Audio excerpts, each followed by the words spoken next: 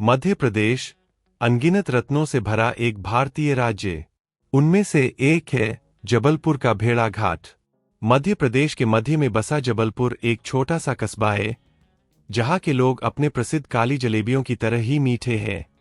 मैं खुद को बेहद भाग्यशाली मानता हूं कि मुझे एक ऐसी अनोखी जगह देखने का मौका मिला, जबकि मेरे मन में सिर्फ भीड़भाड़ वाली गलियां और लजीज स्ट्रीट फूड का ही ख्याल था। मुझे आश्चर्य हुआ कि जबलपुर ने मुझे अपने प्रामाणिक फुल्की और पोहे से कहीं अधिक चीजें पेश कीं। मैंने जनवरी के कड़ाके की ठंड वाले महीने में जबलपुर की यात्रा की, जब पर्यटन अपने चरम पर नहीं था। जैसे ही मैंने गूगल पर जबलपुर में घूमने की जगह खोजा, मेरा पूरा दिन का कार्यक्रम तय हो गया और जल्द ही मैं भेड़ाघाट के लिए रवाना हो गया।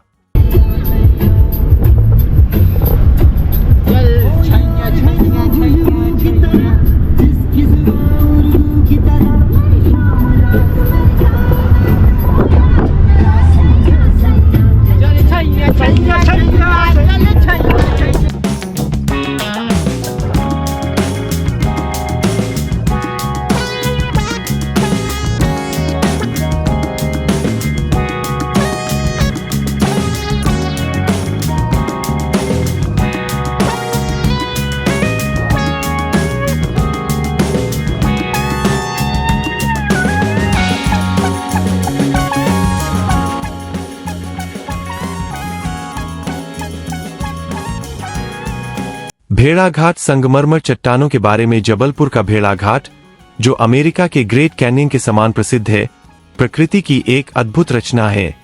सैकड़ों सीढ़ियां उतरने के बाद आखिरकार मुझे नर्मदा नदी के विशाल विस्तार पर सूरज की किरणें चमकती हुई दिखाई दीं। मध्य प्रदेश के भेड़ाघाट की पहली झलक ही आपके मन को रोमांच से भर देती है, जब आप प्रकृति के इस विशाल चमत्कार को देखते हैं। एक गहरी खाई से घिरे भेड़ाघाट के संगमरमर के टीले नर्मदा के पन्ना जैसे हरे पानी में अपनी सुंदर परछाई बिखेरते हैं। नदी में नाव की सवारी करते हुए आपको भेड़ाघाट की चट्टानों पर शाहरुख खान और करीना कपूर के डांस मूव्स याद आ जाते हैं। मैंने जीवन भर यही सोचा था कि रात का नशा अभी किसी मशहूर विदेशी लोकेशन पर शूट हुई थी।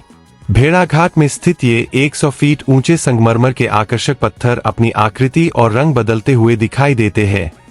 नाव पर चलते समय ये संगमरमर के पत्थर मानो किसी रोशनी के अद्भुत नजारे का भ्रम पैदा करते हैं। दरअसल जब सूर्य की रोशनी इन चमकदार पत्थरों की सतह पर पड़ती है, तो इनका रंग बदल जाता है। चांदनी रात में इस जगह की सुंदरता और भी निखर उठती है। तब ये चमकते हुए संगमरमर के पत्थर ऐसे लगते हैं मानो अंधेरे में आधे डूबे हुए हीरे की एक लड़ी हो।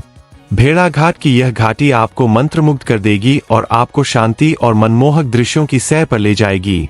पल भर में ही आपको एहसास हो जाएगा कि आप एक ऐसे मोड़ पर पहुंच गए हैं जहां से आगे रास्ता बंद है।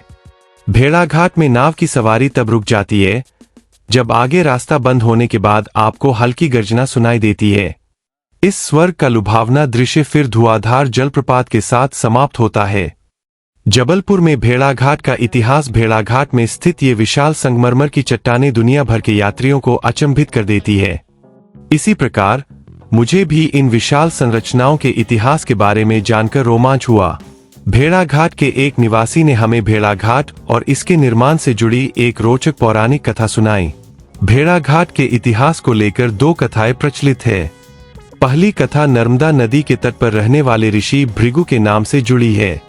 दूसरी कथा के अनुसार भेड़ाघाट को इतिहास में भैरवी घाट के नाम से जाना जाता था, जहां शक्ति पूजा नामक एक धार्मिक अनुष्ठान किया जाता था। भेड़ाघाट में नौका विहार के बारे में। नर्मदा नदी के गहरे जल में नौका विहार एक ऐसा अनुभव है जिसे कोई कभी नहीं भूल सकता। नदी में आगे बढ़ते हुए नर्मदा के चट्टानी किनारे और साफ पानी कुछ जाने पहचाने से लग रहे थे, लेकिन मैं समझ नहीं पा रहा था कि यह सिर्फ मेरी कल्पना थी या पहले भी ऐसा हो चुका था। तभी एक गाइड ने बताया कि भेड़ाघाट फिल्म अशोका की शूटिंग लोकेशन थी, और न तो मेरी कल्पना सच थी और न ही पहले भी ऐसा कुछ हुआ था।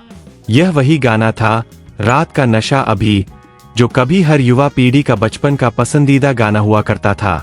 शांत नाव यात्रा के साथ साथ गाइड आपको अंत तक मनोरंजक प्रेम कहानियां सुनाते रहते हैं और भेड़ाघाट के बारे में कुछ रोचक बातें भी बताते हैं। जब आप नाव में बैठकर शांति का आनंद ले रहे होते हैं, तभी गाइड की तेज आवाज आपका ध्यान भटका देती है। मार्बल देखो यहाँ से प्योर वाइट एक ही साइड चमका कैमरे की लाइट। यही है दूध की सफेदी, निरमा से आए वाइट मार्बल खिलखिल जाए, सबकी पसंद निरमा। वॉशिंग पाउडर निरमा, जया रेखा सुषमा। और आपको भेड़ाघाट की किसी शूटिंग लोकेशन के बारे में एक नई कहानी सुनाने लगती है। आपको बता दें, भेड़ाघाट के गाइड बॉलीवुड के दीवाने हैं। जैसे जैसे आप संकरी घाटियों की ओर बढ़ते हैं, भेड़ाघाट की सुंदरता और भी निखरती जाती है। संगमरमर की चट्टानें रंग, आकार और आकृति में बदलती रहती है। पूरी नाव यात्रा के दौरान आप बस उन चमकती संगमरमर की चट्टानों को निहारते रह जाते हैं। देखते ही देखते आपको एहसास हो जाता है कि जबलपुर शहर के पास भारत का अपना एक अनोखा ग्रेट कैनियन है। शिवलिंग की दूरी थी, कूद जाते थे बंदर, और अब कूदेगा बंदर तो जाएगा पानी के अंदर तो उसके बाद निकल जाएगा। निकालिए फोटो वगैरह आप लोग। ये होता अपना लास्ट पॉइंट। ज्यादा करेंट और यहीं से करेंगे अपन दी एंड। जगह का नाम स्वर्ग द्वार है, स्वर्ग में वैकेंसी नहीं, द्वार से वापस। अच्छा, आप लोग गए धुआंधार वाटरफॉल? सामने पर देखो न्यू बड़ा घाट, वो गोपाला होटल। अच्छा, धुआंधार के पास आ गए आप लोग। अब इसके आगे जाएंगे तो कल दैनिक भास्कर में आएंगे। धुआंधार की सीमा।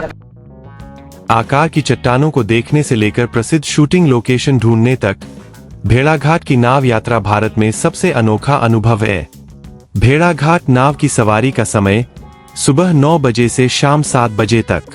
भेड़ाघाट नौकायन शुल्क रु 200 प्रति व्यक्ति। 64 योगिनी मंदिर। भेड़ाघाट के पास स्थित 64 योगिनी मंदिर देवी दुर्गा का निवास स्थान है। 64 योगिनी मंदिर तक पहुंचने के लिए 150 सीढ़ियां चढ़नी पड़ती है, जो एक छोटी सी यात्रा है लेकिन सार्थक है। मंदिर से दिखने वाला दृश्य आपके मन को शांति से भर देगा। हजारों श्रद्धालु देवी दुर्गा की पूजा करने के लिए 64 योगिनी मंदिर आते हैं। मंदिर में देवी की 64 जटिल नक्काशीदार मूर्तियां हैं, जो आपको भेड़ाघाट के इतिहास की गहरी झलक दिखाती है। संगमरमर की प्राचीन वस्तुओं की खरीदारी।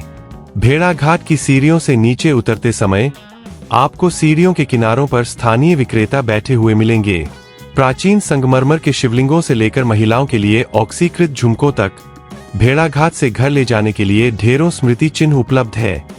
इन वस्तुओं की कीमत मात्र कुछ सौ रुपए होगी और ये आपकी जेब पर भी भारी नहीं पड़ेंगी। भेड़ाघाट में क्या खाएं? भेड़ाघाट या उसके आसपास के इलाकों में खाने पीने के विकल्प बहुत कम हैं। भेड़ाघाट के पास आपको चाट बेचने वाले मिल जाएंगे, जिनसे आपकी भूख मिट जाएगी।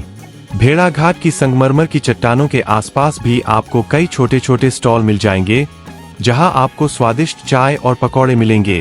हालांकि अगर आप भेड़ाघाट की एक दिन की यात्रा की योजना बना रहे हैं, तो मेरा सुझाव है कि आप अपने साथ नाश्ता और खाने का सामान जरूर ले जाएं। भेड़ाघाट घूमने का सबसे अच्छा समय कौन सा है? यदि आप भेड़ाघाट की यात्रा की योजना बना रहे हैं, तो नवंबर से मई के बीच जाएं। इस समय मौसम सुहावना रहता है और आप इस जगह का भरपूर आनंद ले सकते हैं।